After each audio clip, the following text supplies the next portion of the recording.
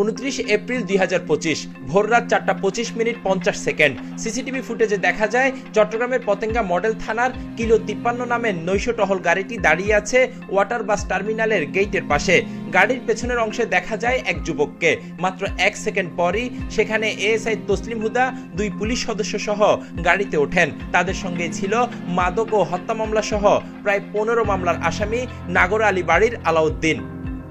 এর ঠিক 20 সেকেন্ড পর সেখানে মোটরসাইকেলে করে হাজির হয় একই বাড়ির সিফাত ও তহিদুল ইসলাম টিশান। তাদের দেখেই পুলিশের গাড়ির কাছে এগিয়ে যায় আলাউদ্দিন। পুলিশ সদস্যকে নাম ধরে ডাকতেই ভেতর থেকে বেরিয়ে আসেন একজন। তখনই মোটরসাইকেলের পেছনে সিটে বসা টিশান পুলিশের হাতে একটি প্যাকেট তুলে দেয়। পুলিশ সদস্য সেটি নিয়েই দ্রুত গাড়ির ভেতরে চলে যান, আর মোটরসাইকেলে থাকা যুবকরাও সঙ্গে সঙ্গেই ঘটনাস্থল ত্যাগ করেন।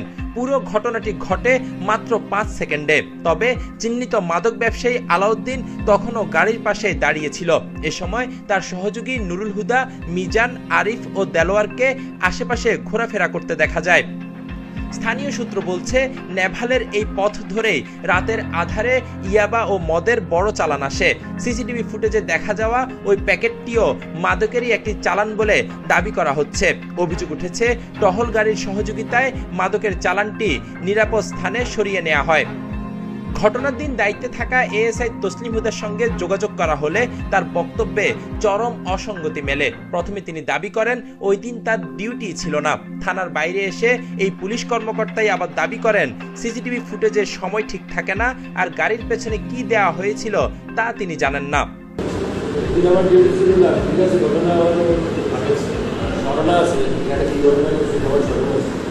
ঘটনাটা কবে আর কি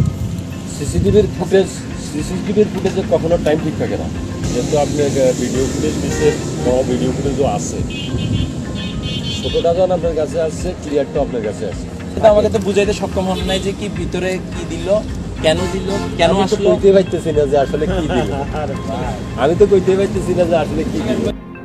এ বিষয়ে বন্দর জোনের উপ পুলিশ কমিশনার মোহাম্মদ আমিরুল ইসলামের বক্তব্য জানতে চাইলে তিনি প্রথমে তদন্ত করে কয়েকদিন পর বক্তব্য দেওয়ার আগ্রহ প্রকাশ করেন, কিন্তু 1 সপ্তাহ পর তার দপ্তরে গেলে তিনি বক্তব্য দিতে রাজি হননি। উল্টো সাংবাদিকদের প্রশ্ন করেন এসব বিষয়ে অনুসন্ধান করার অধিকার সাংবাদিকদের আছে কিনা। সাংবাদিকরা অনেক সময় সাংবাদিক হতে পারে, আমাদের সেটা একটু মনে হলো যে এই অথরিটি আপনাদের আছে, আপনি কি নিজে ইনভেস্টিগেট করতে পারেন? তার এই প্রশ্নের উত্তর দিয়েছেন অপরাধ বিশেষজ্ঞ অ্যাডভোকেট জিয়া হাবিব আহসান। সাংবাদিকরা হলো গোপনীয়তার শত্রু। প্রত্যেকটা সরকারি অফিস যেখানে জনগণের অর্থে পরিচালিত হয়, তাদেরকে জনগণকে তথ্য জানাতে হবে। আর সাংবাদিকরা জনগণকে জানানোর জন্য, প্রশাসনকে জানানোর জন্য তারা তথ্য সংগ্রহ করে থাকেন। তথ্য তাদের দিতে হবে। আর যদি লুকোচুরি করে, মনে করবেন উনিও এখানে ইনভলভ আছেন, উনি অপরাধীকে বাঁচাতে চাচ্ছেন। এরপর ডিসি আমিরুল জানান সংশ্লিষ্ট থানার ওসি এবং এএসআই তসলিম হুদাকে ডেকেছিলেন এবং তারা বলেছে সিসিটিভি ফুটেজে কারো চেহারা স্পষ্ট নয়, আর এটি মাদক কিনা সেটিও নিশ্চিত নয়। তার সাথে সুর মিলিয়ে ওই কক্ষে থাকা এডিসি সোহেল পারভেজও দাবি করেন বিষয়টি এএসআই তসলিম হুদার ব্যক্তিগত। আমি ওনাকে ডেকেছি এবং যার কথা আপনি বলছেন যে সদস্যের কথা, আমি তাকেও ডেকেছি, ডেকে আমি তাদের সঙ্গে কথা বলেছি, হ্যাঁ, জানার চেষ্টা করলাম। এখন তারা যেটা বলছে যে স্যার এটা কে দিচ্ছে, আসলে চেহারা তো পরিষ্কার নেই।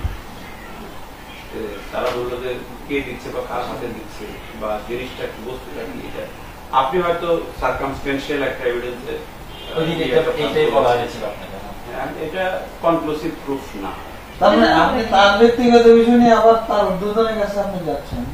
পুলিশের দাবি করা এসব উত্তর নাকচ করে দিয়ে সাংবাদিকের পক্ষ থেকে বলা হয়, যদি পুলিশ দাবি করে এটি নাস্তার প্যাকেট, তবে বিষয়টি এখানেই থেমে যাবে।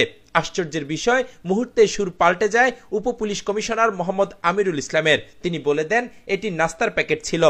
এমনকি ওই কক্ষে তখন অবস্থান করা পতেঙ্গা থানার ওসি শফিকুল ইসলামও বলে ওঠেন মোটরসাইকেলে করে নাস্তা নিয়ে এসেছিলেন ফাঁড়ির আইসি ও এএসআই সিফাত। আমিরুল সাহেব যদি বলে যে না এখানের মধ্যে এমন কোনো ঘটনা ঘটেনি, এখানের মধ্যে দেখা গেল যে হ্যাঁ আমি এটা ইনভেস্টিগেশন করে পেলাম যে এখানের মধ্যে খিদে লাগছে, তারা হচ্ছে যে খাবার অর্ডার করছে, খাবার দিয়ে গেল, তাহলে এটা এতটুকুতে স্টপ। আমি এটা জানার চেষ্টা করেছি এবং সেদিন আমি আপনি যাওয়ার পর দিনই সম্ভবত আমি তাদের দেখেছি, জানার চেষ্টা করলাম। ইভেন আপনার ভিডিও আমি এই বড় স্ক্রিনে দেখলাম, তাদের সামনে অফিসার ইনচার্জ ছিল, এরকম বলছে স্যার এটা এরকম কিছু কথা, ও নাস্তা দিচ্ছে নাকি বললো, ওই ফাঁড়ির ইনচার্জ মনে হয় নাকি সে নাস্তা দিচ্ছে এরকম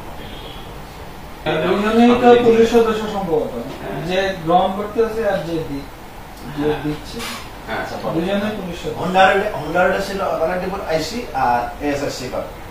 ইঁদুর বিড়াল খেলা, এই ইঁদুর বিড়াল খেলা চলবে যতক্ষণ পর্যন্ত আপনি নৈতিক, চরিত্রবান, দেশপ্রেমিক একটি পুলিশ বাহিনী গড়ে তুলতে না পারেন। পুলিশ সংস্কার এই জন্য খুবই দরকার। পুলিশ প্রশাসনের ভিতর বা আইন শৃঙ্খলা রক্ষাকারী বাহিনী যারা আইন শৃঙ্খলা রক্ষা করবে, আইনের হাতে যারা তুলে দেবে, সুপর্দ করবে, তারা নিজেরাই যদি এই ব্যবসার সাথে জড়িত হয়ে যান, তাহলে এত টাকা বেতন দিয়ে পুলিশ রাখার কারণ কি? আমরা বলছি বেতন আরো বাড়াই দেন, তাদেরকে প্রচুর বেতন দেন, যাতে করে তাদের এইসব মাদক ব্যবসার সাথে জড়িত হইতে না হয়, দুর্নীতি করতে না হয়। এখন দেখার পালা পুলিশের এই মাদক কাণ্ডে তদন্ত শেষ পর্যন্ত কোথায় গিয়ে থামে। জনমনে প্রশ্ন, তাহলে কি নাস্তার প্যাকেট দিয়েই ধামাচাপা দেওয়া হবে এত বড় একটি অভিযোগ? এই চাঞ্চল্যকর ঘটনায় পুলিশের ভূমিকা নিয়ে আরো গভীর অনুসন্ধান প্রয়োজন।